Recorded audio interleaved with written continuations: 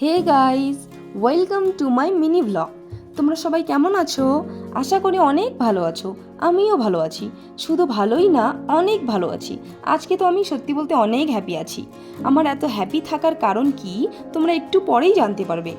আসলে আমি আমার হাজবেন্ডের কাছ থেকে একটা নর্মাল ওয়াচ চেয়েছিলাম।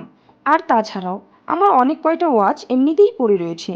আমার ওগুলো ভালো লাগছিল না জন্য আমি আমার হাজবেন্ডের কাছ থেকে নর্মাল একটা ওয়াচ চেয়েছিলাম।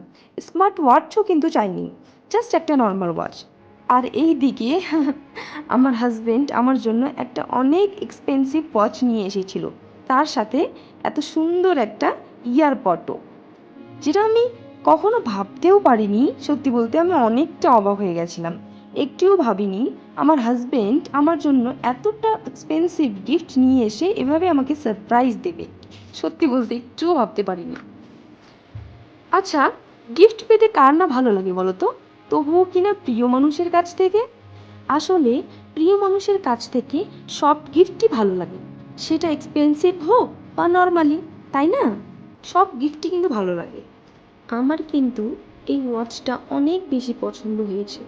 পছন্দ হবে নাই বা কেন, যেহেতু প্রিয় মানুষের দেওয়া এত সুন্দর একটা গিফট ভালোবেসে নিয়ে এসেছি জন্য অনেক ভালোবেসে পরিয়েও দিচ্ছে। সত্যি আমার কি যে ভালো লাগছিল, সত্যি বলতে বলে বোঝাতে পারবো না। এরই সাথে আমার মিনি ব্লগ এখানেই শেষ হচ্ছে। দেখা হচ্ছে নেক্সট ব্লগে। ততক্ষণ তোমরা সবাই ভালো থেকো, সুস্থ থেকো, আর আমার জন্য ওয়েট করো। টাটা।